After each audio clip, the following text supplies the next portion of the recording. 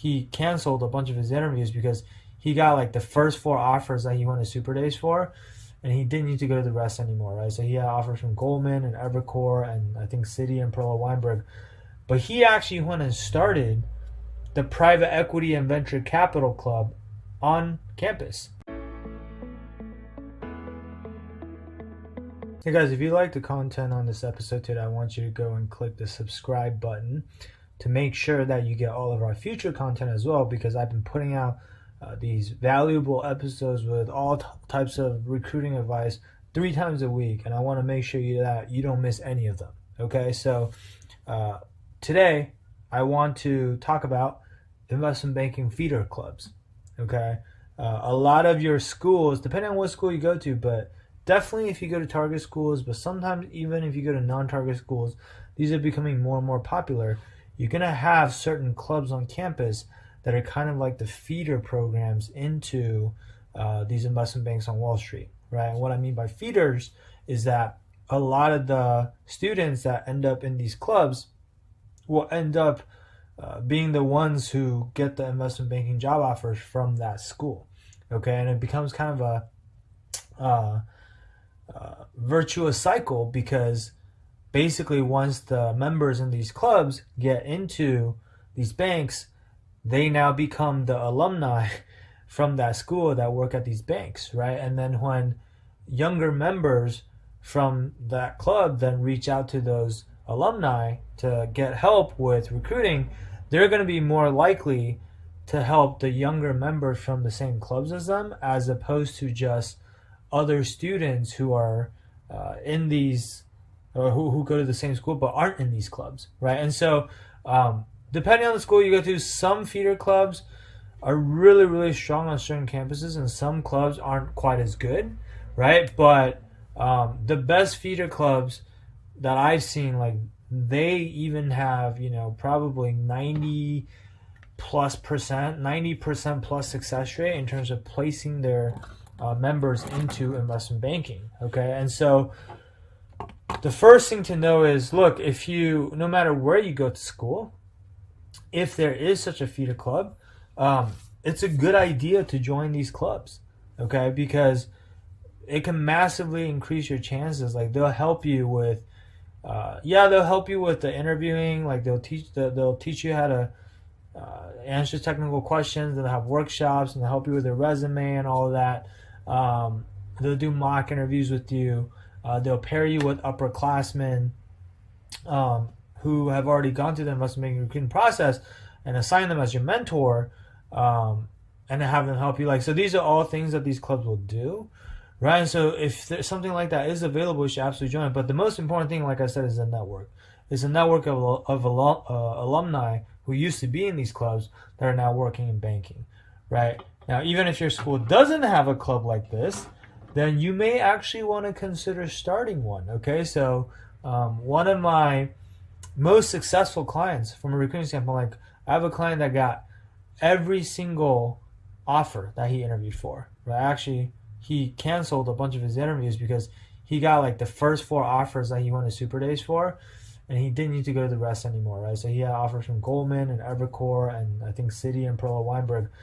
But he actually went and started the private equity and venture capital club on campus because they didn't have one yet. Like, they already had other types of finance clubs, and so that's the other thing. Even if some of these clubs exist, you can try to find a niche that hasn't been filled yet, and start the club yourself. Obviously, it's a lot of work if you do that, but it's something that you can consider, right? Now, with that said, if you can't get into one of these clubs, because there's a lot of limitations, right? One, a lot of these clubs, they will only take you if you're a freshman or if you're a sophomore. And maybe you found out about it too late, or you didn't know you wanted to do banking until later on. Or maybe if maybe like you did try to get into the club, but you just couldn't get in, because a lot of these clubs are very selective in their own right. Like, part of the reason why they have such a high success rate with placing people into investment banking is because they're only letting in the most qualified students. Right? They want you to already have a super high GPA. They want your resume to already be super stacked. You probably already have to be good at interviewing in the first place because they put you through multiple rounds of interviews. And so you might not just, You just might not be ready for that, right? Or maybe you went through the process and you just weren't able to pass the interviews, right? Or your resume just wasn't good enough, or your grades weren't high enough, right? And so in that case, what could you do, right? And so it's funny because I actually really think of Wall Street Mastermind as something that's very similar to these feeder clubs, right? Except I would argue, obviously I'm biased, but I would argue it's actually even better because we, just like these feeder clubs, also have an over 90% success rate with placing our clients into investment banking. But the beauty of it is that we're a lot less strict about who we take in. Like, we've had clients with GPAs as low as 3.0. We have all sorts of clients from non-target schools. Like, these are people that typically, if you look at their resume, you look at their credential, people would say, oh, there's no way this guy's getting into investment banking, right? And we're still letting them in because we know we can still help them get into banking, right? And so that's one of the benefits of joining Wall Street Mastermind. Is like, maybe you didn't make it into one of these feeder clubs, but you still want that level of help. In fact, you want even better help. Then you can join something like Wall Street Mastermind. And so how does Wall Street Mastermind actually help you? Like, look, I'll just show you. Like, and sometimes people even say like, well, I'm already in this feeder club, so why should I join Wall Street Mastermind? Like, I already have everything I need, right? On my screen, I have this text from one of my clients who's actually in one of the top feeder clubs out there, okay? And I won't reveal his identity, but I mean, it says here in the text he goes to IU, Indiana University. So most of you have probably, if not, but most of you have probably heard of the investment banking workshop at IU, right? And then so the context for this text is that I had messaged him asking if he'd be willing to speak to this other student from IU who's considering joining our program. And he declined, but the reason why he declined is because he said, first of all, he thanked me for some of the advice I gave him before. So your advice was incredibly helpful. But then he said, also, I'm not sure if I'm allowed to discuss outside programs while part of the workshop to current IU students. I'm supposed to advocate exclusively for the workshop and wouldn't want the word to spread because technically it defeats the purpose of being in a workshop. I personally love your program and consider it extremely valuable. If I wasn't in the workshop, I would definitely recommend it to other students, and I'm happy to speak to prospective clients from other schools. I'm simply speaking from past experience because an IU workshop student has solicited Aventus, which is a program to teach financial modeling, and faced repercussions for it because we have a partnership with Training the Street. Just want to err on the side of caution. So he didn't want to speak to this other IU student because as a member of the workshop, they don't want you to advertise, I guess, competing services, which I suppose Wall Street Mastermind would be one such competing service, right? However, the point, regardless, is not that. The point is, this guy joined my program actually because he was already in the workshop, but he didn't feel like he was getting enough support from the workshop. Like, sometimes that will happen, right? And he had gone through the first part of recruiting on his own, and he wasn't really getting any traction. He wasn't getting interviews.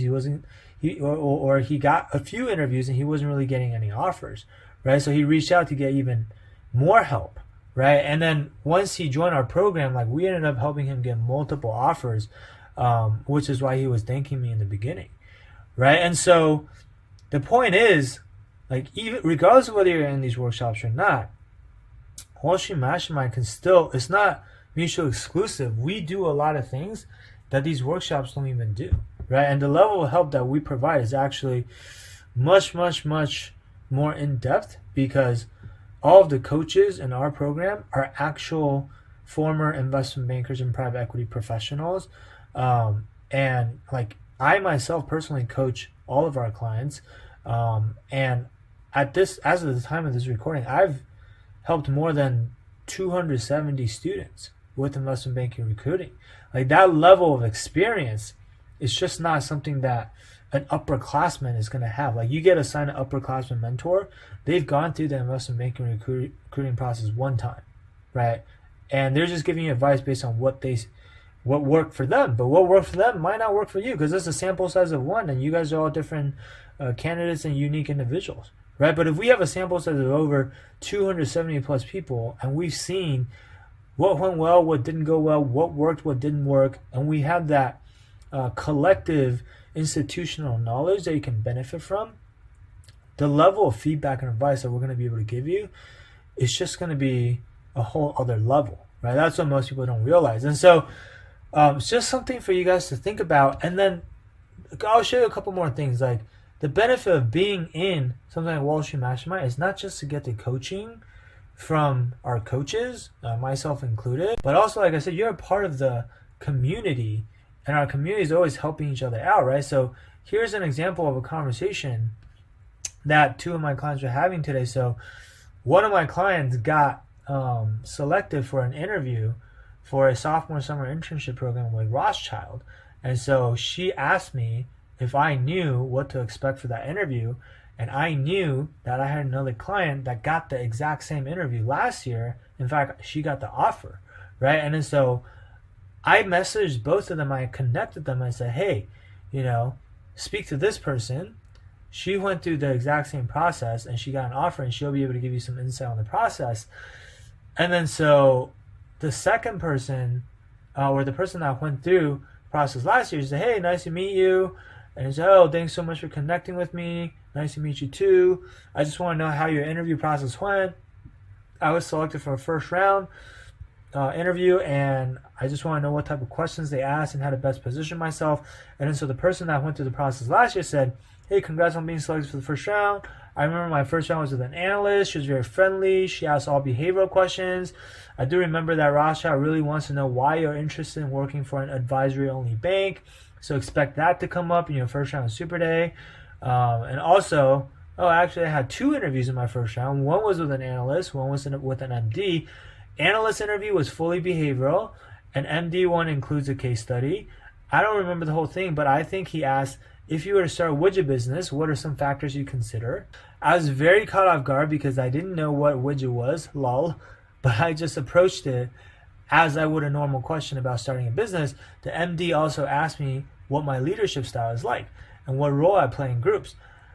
And then the person I was asking said, oh, thank you so much for all this info. It helps a lot. I mean, that was so detailed, right? And then also, she then asked the next question, which is like, hey, what's the second round like, right? And then so the person I went through last year said, oh, the second round is just a Super Day. It's in April. It was 1 hour, 2 separate interviews, a VP and an MD. The MD was all behavioral.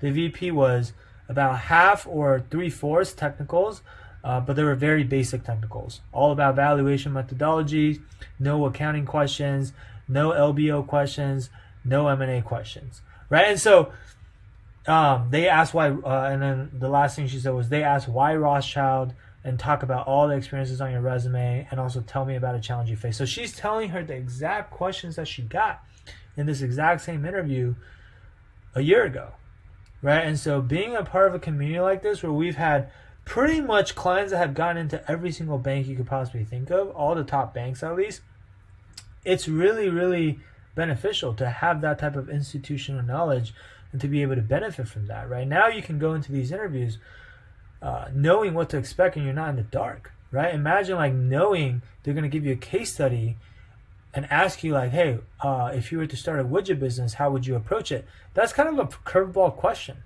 right? That you wouldn't have thought to prepare for beforehand if no one told you about it, right? And so it can make a huge difference, right? And here's another example. So earlier today, this other client was asking if anyone had interviewed with this specific bank before. And then so I said, hey, I'm pretty sure there are other folks in Wall Street Mastermind that have interned there. Why are you asking? And then he said, oh, I was just wondering how the overall interview process was like because I just had my first interview with them this morning to intern with them in the spring of 2021. Seems pretty unique because they solely focus on cybersecurity. And then I tagged this other client that I knew who had just recently interviewed with the exact same bank. And that client came in and said, hey, for me, they sent an assignment. The assignment included an M&A profile to work on with the default template, financial statement modeling on Excel, and a comp analysis exercise. You get a week to do it. I had no time, so I BS'd the M&A profile and the comp analysis exercise.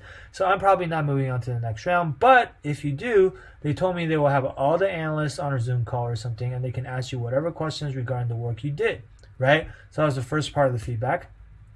So, the second part of feedback, he says, so from what I heard, they weren't giving out any technical or behavioral interviews, but I was still prepared for basic questions and maybe market questions related to cybersecurity, such as factors that are driving up the cybersecurity market. Just an FYI, Momentum Cyber is notorious for not giving its juniors any deal experience. So Momentum Cyber is the name of this boutique bank that this kid's interviewing for. So they're notorious for not giving its juniors any deal experience. That might have changed since the bank grew a lot over the last 6 months due to COVID making everything remote and online, according to one of the analysts. But from what I heard, they make their interns mainly work on M&A profiles. I think they pay decently too. And so the person that asked the question originally said, oh, okay, appreciate you letting me know, bro. Were you interviewing with them for the summer or during the semester? Is it cool if I PM you? And he said, sure. And so they took the conversation private offline. And so I can't see the rest of it. But the point is to have so many peers in the same community as you who's gone through the same process. In fact, these guys, they're going through the process at the same time. They're interviewing for the same internship. And this guy was still so willing to share all of this information about what the interview was like. That's the type of culture that we have at Wall Street Mastermind, because people aren't super cutthroat about hoarding all the information to themselves and saying, oh, well, if I help you, that means you might get the job over me. And it's not this like competitive thing, right? We've fostered this collaborative environment where everybody is always helping each other out, because, hey, if I help you out this time, maybe you'll help me out next time. And also, plus, since we have such a high success rate anyway, and over 90% of our clients are getting these jobs, there's no scarcity, right? Everyone has an abundance mindset. Everybody's helping each other out. Everyone's succeeding together. Everybody's winning together day after day, week after week, right? And so just imagine being able to be a part of a community like this. Like, how much easier would it make the recruiting process for you, right? It would be so much easier, right? Because recruiting can be a lonely thing, but you don't have to do it alone, right? So anyway, if you guys have these feeder clubs on campus, you should try to join these feeder clubs. Regardless of whether you get into the feeder club or not, you can still join Wall Street Mastermind, because the level of service and the quality of feedback that we're going to give you is just way, way, way above and beyond what you would get even in a feeder club on campus, okay? Or even if you could have gotten into, the way I would think about it is, even if you could have gotten into an investment bank with your feeder club's help, we could probably get you into an even better bank, right? Like, if the feeder club would have gotten into a middle market bank, we might have been able to get you into a bulge bracket bank. Or if a feeder club got you into a lower tier bulge bracket bank, we could probably get you into an upper tier bulge bracket bank, or maybe even an elite boutique bank, right? Because at the end of the day, guess what? You're still competing with all the other kids in the same feeder club as you. It's still a competitive process, right? And believe it or not, it makes a huge difference if you get into an upper tier bulge bracket or elite boutique bank versus a mid tier or lower tier bulge bracket or middle market bank, okay, or elite boutique bank, because the exit opportunity is different, right? You're gonna have such a better career trajectory, even though it seems like a marginal difference. Believe me, having worked for over 10 years, the trajectory is not the same, and that gap only widens over time, right? So you can never have too much help, is the point, right? And so if that's what you're interested in doing, then you can reach out to our team and schedule a free strategy session to chat with us. And you can do that by just going to our website. You'll find the link, or it's www.wallstmastermind.com/apply. Okay? And we'll look forward to talking to you. And that'll be it for today. Bye. Hey there, I hope you enjoyed this video. If you're looking for more customized advice that's tailored for your specific situation, then I invite you to book a free strategy session with our team at the link below. We'll talk to you soon.